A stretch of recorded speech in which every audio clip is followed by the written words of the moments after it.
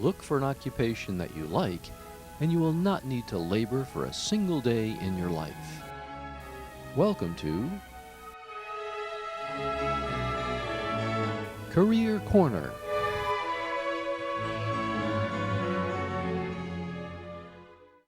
Welcome to Career Corner. My name is Pat Bohse, and I will be the host for today's fabulous show.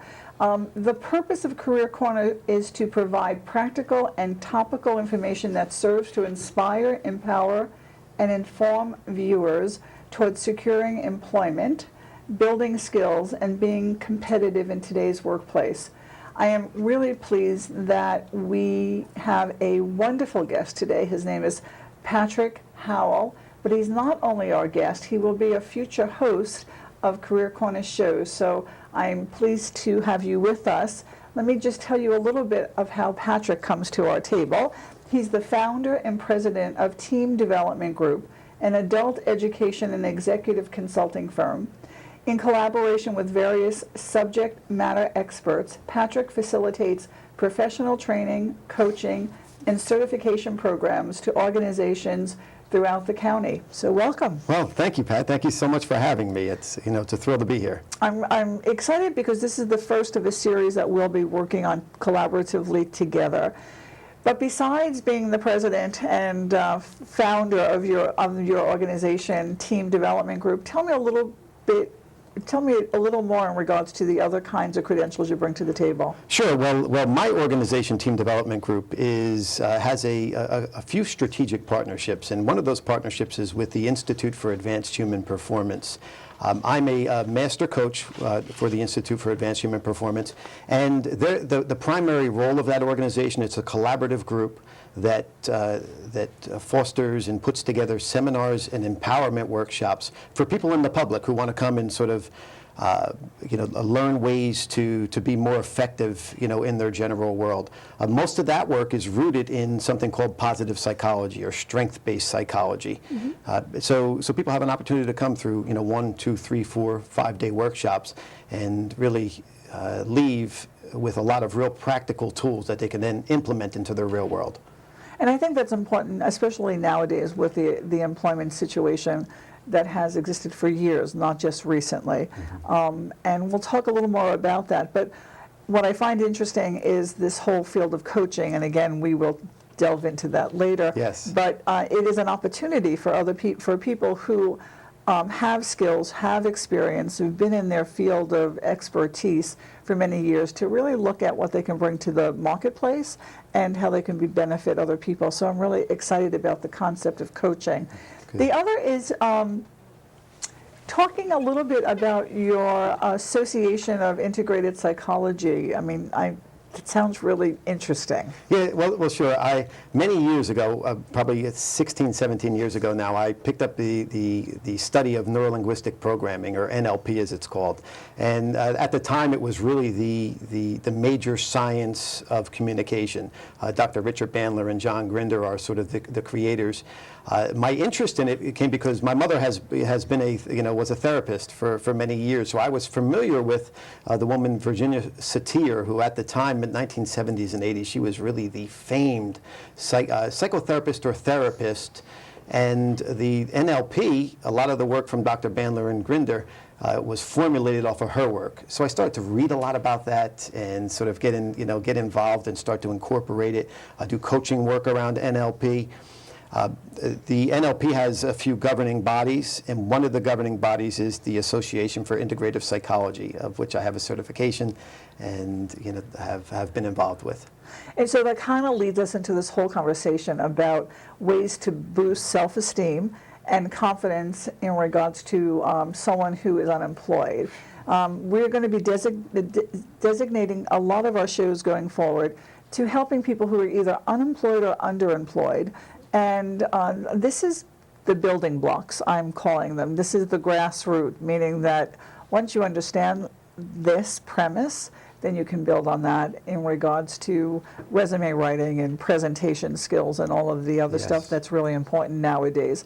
So tell me a little bit about what does confidence and self-esteem and outlook have to do with finding employment Yeah, well, it's a great question, and I'll sort of lead off like this. Even just recently, I think a few days ago, I was sitting with a client and having a conversation. This was a woman who, in a coaching relationship, who had been out of work for well over a year, literally well over a year. Thankfully, just found employment just recently. Hasn't started yet.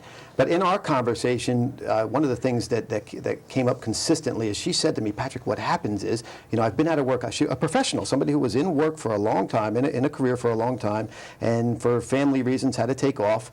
She said the biggest challenge for her was her confidence, sort of, feeling like, wow, she had a place in the modern workforce, right? That confidence then sort of erodes the self-esteem, our idea of how worthy we are, to employers. And when that happens, right, the next logical progression is that our outlook, or our optimism for the future isn't there.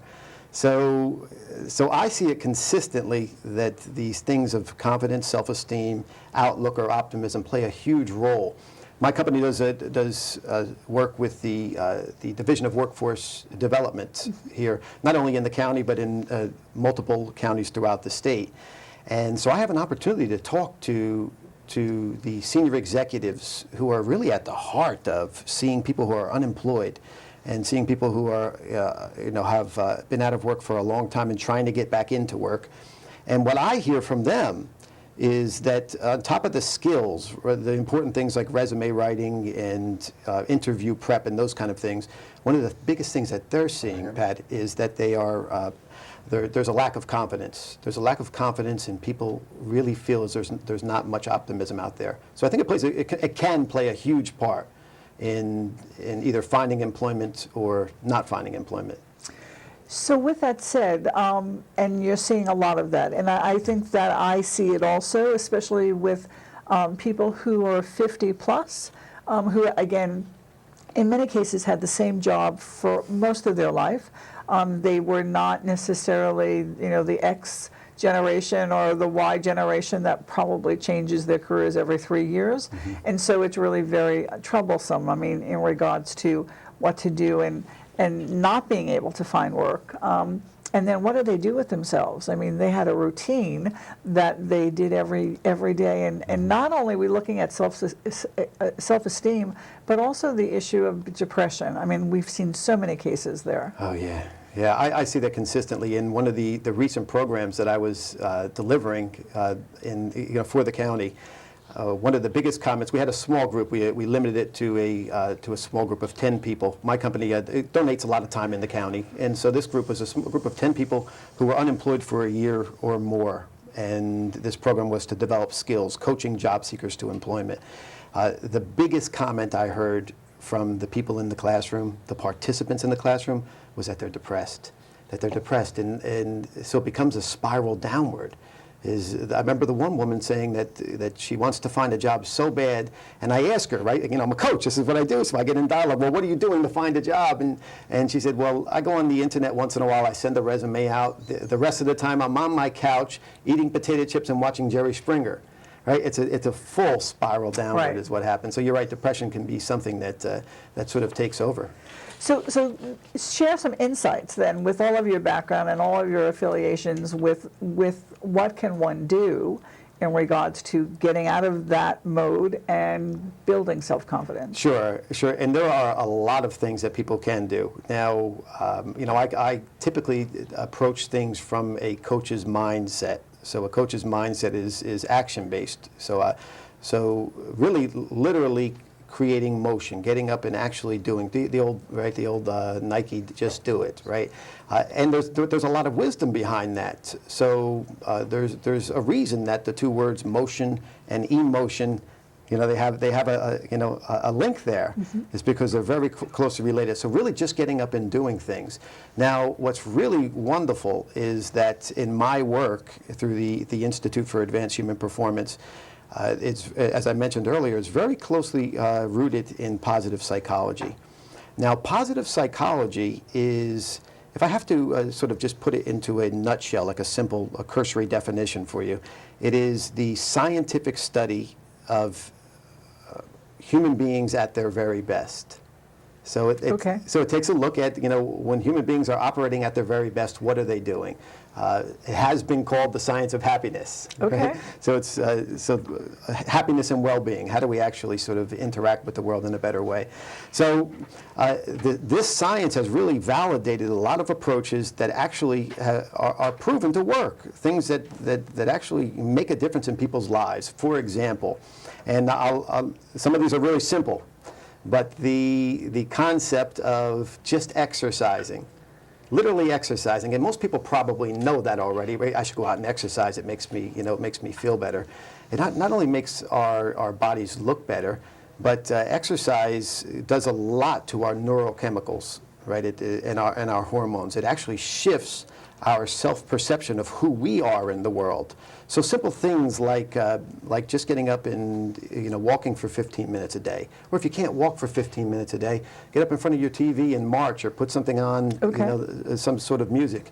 I would recommend anybody who thinks of exercise as, well, I only need to do it once in a while. There's a great research paper that's related to Harvard University, and it's called, I believe, The Deadliest Sin.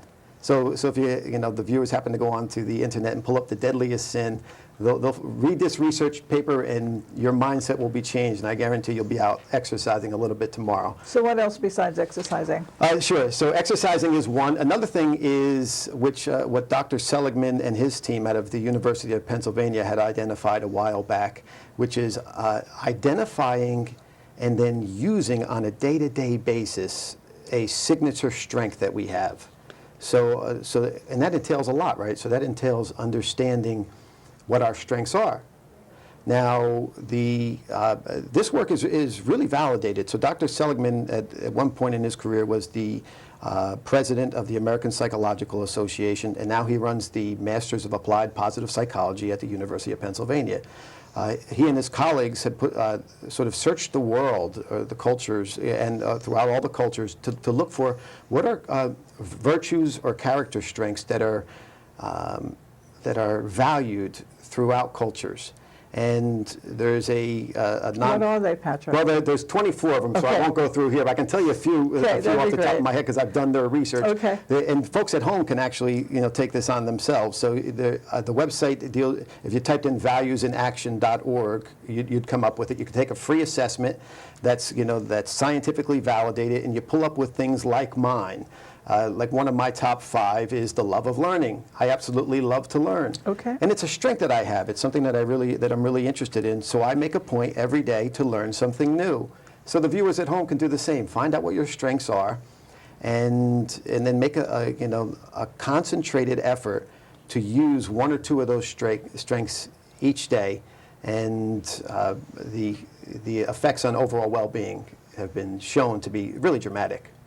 So we have two. We have exercise, and we also have do something as far as loving of learning. What are two others? Sure. Okay. Well, a couple of ones for you would be mindfulness, being mindful. Now, that's tough. It's tough, and oftentimes it gets associated strictly with, right, the Buddhist monks, right, meditating, having an opportunity 8 hours a day to be mindful of things. And yes, that's true, and no, it's not, no, it isn't true. So there's two ends to it. So being mindful is really simply the act of keeping our attention on the experience that's going on right then and there. John Kabat-Zinn at the University of Massachusetts has a whole department on mindfulness for stress reduction. So taking the opportunity to be mindful, and that could simply be a minute during the day, 2 minutes. I'm very busy. We're very busy in our organization, so oftentimes I have 2 minutes where I stop, put everything down, and sit there and be mindful. I'm going to be mindful of the time right now. Sure. So we're going to be taking a short break, and we'll be coming back to talk to Patrick Howell, who is the founder and president of Team Development Group. I think someone at my friend's school has this thing called autism. My friend's brother's son has autism. My neighbor's son has autism. My son has autism. Autism is getting closer to home. Today, 1 in 110 children is diagnosed with autism. That's a 600% increase in the last 20 years. Learn the signs at autismspeaks.org.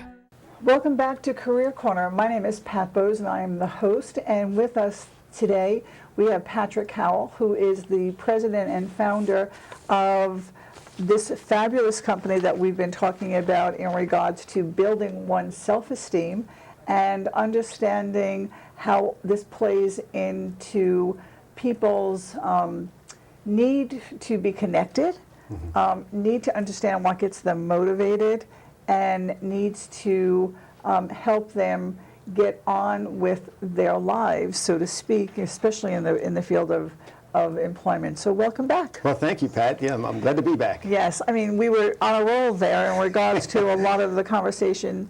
So I would love to just maybe concentrate on two more of your tips in regards to help people get motivated, build self-esteem, and come out of depression. Sure, okay, and I know we touched on, right, identifying a signature strength was one already, so, identifying it and using it every day, being mindful. Now, mindful is a big topic, so let's break it down a little bit. So what does it mean to be mindful, keeping your attention on on the experience that you have going on right then and there? One way to do that, I started to touch on a little bit, was really just focusing on your breath. Focusing on your breath. All too often, right, we don't even know that we're breathing, right? We don't even, that it just happens. But to focus on the breath coming in, the breath, going out is one way. And for me, I don't have a lot of time. So oftentimes it happens, for 2 minutes, during the day. That's it. I stop. Notice my breath. Another thing is called savoring, where we really spend the time to enjoy the meal or the food that we have, that we're eating. It's like most grandmas would say, right? Do you even taste the stuff that you're chewing? Right? Because as kids, you're shoveling it down. Eater, yes. So taking the time to actually savor things. Now, the beauty of this kind of work is that years ago it used to be just sort of self-help, and now it's self-help that's validated by rigorous science. Wow. And so we can look at some of these what are called interventions in psychology and know that they actually do work. Another one, and a colleague of mine, Debbie Cohen, did her master's thesis on the relationship between yoga and meditation and overall well-being. So, and her work really clearly defined that the well-being of individuals who take time just to do sort of yoga exercises or meditation actually can have a huge impact on the on their lives. And the final one I'll mention, which is something that I never used to do until I learned it, and it's been coined as the 2-minute miracle. And the 2-minute miracle literally is just taking 2 minutes at the end of your day and jotting down maybe 2 or 3 things that went well for you that day. Wow. And why. And what went well and why. And this research that came out of the University of Pennsylvania really indicates that when we take the time to do that, the well-being is not only impacted if we do it for the week, but the overall well-being sort of continues for 3 to 6 months. Just from 1 week of doing that, the well-being is impacted for 6 months out. I might consider doing that one. Yes. And the other, truly, listening to what you're saying, a lot of the programs that we provide here at SCAN really fit the bill, so to speak, in regards to what one needs to do to become more educated, whether it's employment related and or take better care of themselves. So I love that little commercial that you just gave me. Well, yeah, excellent, excellent. And things like you do, because I've noticed from working with you already, is showing gratitude on a daily basis. Right? It sounds like, okay, of course, and it's just a nice thing to do to show gratitude. It's even nicer when we know that there's some validated scientific evidence that says when we do that, our optimism increases, our self-perception increases, and our overall well-being increases. Not just the other person who we're giving it to, ours does. So that's pretty exciting, and it actually, I think, helps to spur people on when they realize, hey, there's some validation here. So I'm going to change gears now. Okay. Because I think that we have a better understanding of the psychology behind being growing self-confidence, and probably being a lot more employable. You and I have had some interesting conversations, and we will continue to have those, or you will be having those with future guests. Yes. in regards to making somebody much more employable, but also understanding who they are and what their style is. So I want to get back to your coaching career. Okay. You know, I really want to talk about, you know, what is this field of coaching and how can it be used as a potential employment possibility for people who have skills? Yeah, great. Okay. Yeah, and my coaching experience. So Team Development Group again is my company, and we do corporate training. It's adult empowerment, and the relationship we have where I do coaching is through the Institute for Advanced Human Performance. So coaches, to answer your question, really run the gamut. I mean, they run the gamut, and it's a great opportunity, I think, for some of the viewers to, if they're looking at, well, how do I use some of my skills, my experience from maybe years of employment, and I want to sort of get back into a field where I actually make a difference. So coaching is typically a relationship, oftentimes one-on-one. Sometimes our work is with a small group, but it's a relationship where you're helping a client, or I even like to call them customers sometimes, move from point A to point B. So understand where they are and help them to get where they want to go. A great analogy might be that a woman very recently said to me she feels as though that she's in a rodeo and she fell off the bull and is tangled up in the ropes. So the coach's role or responsibility oftentimes is to help get somebody untangled from the ropes. And up on the bull. Yeah, and back up on the bull, exactly. So coaching runs the gamut, and there's coaches for just about everything. You can be a business coach, a life coach. Okay. Tell us a little different. I mean, I think you should list them and tell us what would they do. I mean, what would their field of expertise be? Okay. So if we took them into just a couple categories, and we Yes. took, say, business coaching and then personal or life coaching. Now, those are the umbrellas of both of those. But inside business coaching, there's many specialties that you can have. So you can be an executive coach. So I engage oftentimes as an executive coach with clients. You can be a management coach where you're working with a small team of managers helping to reach departmental goals. Business coaches also do things like coach inside specialties, things like NeuroLinguistic Programming, which I had mentioned earlier in the show. Now, personal coaching it's oftentimes called life coaching. And life coaching really deals with typically outside the business structure, and helping people to sort of gain awareness of what they want to achieve, and help them to see that there's more choice than they thought there was previously. And typically in a coaching relationship, the coach is also helping to enhance self-confidence. So personal coaches do a lot of that, create awareness, develop choice, and help clients build self-confidence. So if I decide that I would like to become a coach, is there something that I have to do professionally? Is there groups that I need to join? Do I need to be certified? Or can I just put up my shingle and go coach? Yeah, you can put up your shingle and say, go coach. Legally, you can do that. And oftentimes, when people put up their shingle and say, I'm a coach, 2 weeks later, the shingle's down because there's not many clients, right? There's not many folks who just want somebody who doesn't learn about it first. If you want to become a coach, there are no licensing requirements that I'm aware of, unless they came up over the last 6 months. What there are is, obviously, you want to be somebody who, if you're going to be a business coach, who understands business, who understands people, but just as importantly about understanding people and being a good people person. One of the things that I've noticed is being important in being a coach is that the coach has to look at every client and realize and understand deep inside the coach's heart that, hey, this person already has the seeds of greatness in them. It's sort of like the analogy of the acorn, right? The acorn, inside the acorn is a seed with enough information in it already to grow a big oak tree.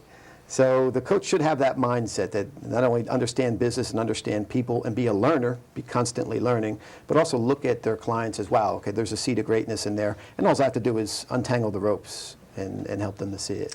I think one of the lessons I had learned, I don't do coaching professionally, is that a coach should really be a good listener. And it's not about you, it's really about them who are coming to you for help. And I do think that that's really very difficult nowadays. Yeah, it is. Like communication is oftentimes we think of just being able to speak. Mm-hmm. Well, the coach's role oftentimes is being able to listen. Yes. And sort of, filter through some of the mud and help the client really filter through some of the mud. The great thing about coaching is that when you become good at it and it becomes a competency that you feel good at, is that the client does all the work. The client literally does all the work. Absolutely. And the coach gets paid for it. Right? So it is a career that I would recommend that people do their homework on. There are a lot of great organizations out there that deal with coaching. There's a international coaching body called the ICF, International Coaching Federation. And there are about 500 or so independent credentialing organizations. So my organization, the Institute for Advanced Human Performance, also offers coaching certifications as well in specific areas like NLP. The other, what I had found in regards to coaching is that a coach should really invest in themselves and understand who they are and their skills. And you and I have talked about different products that are out there to help us do that.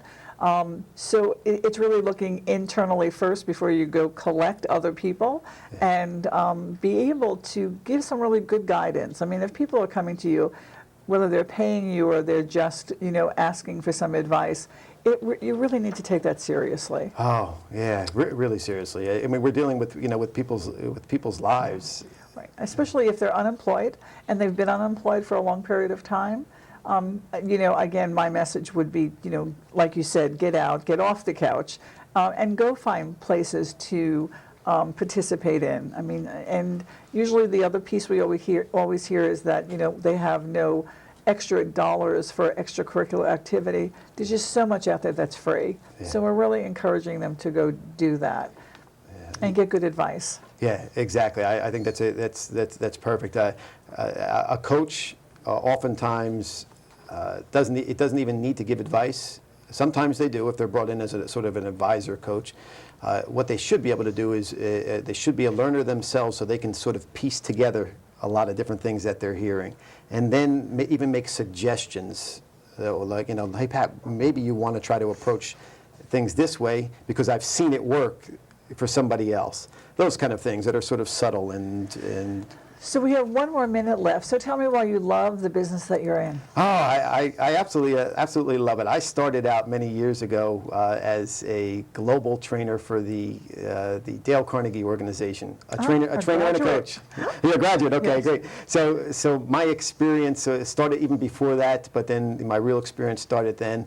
And what I found is when I started my business about 8 years ago, is that I love to help people grow and generate awareness and see different choices and build their self-confidence. I love it when people come to me and say, wow, you know what, the work that we did together was fascinating and made a huge difference in my life.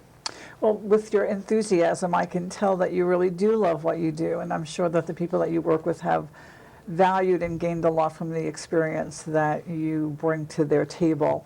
So I'm really pleased that you will be the future host of Career Corners at SCAN, and we can bring some really good information to the public in regards to, some self-searching and some potential opportunities to get the skills that they need or the information that they need to build those skills.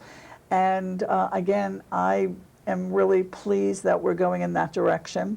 And we are working too with workforce development, and we plan to be here for anyone who has issues so that they can get in touch with us.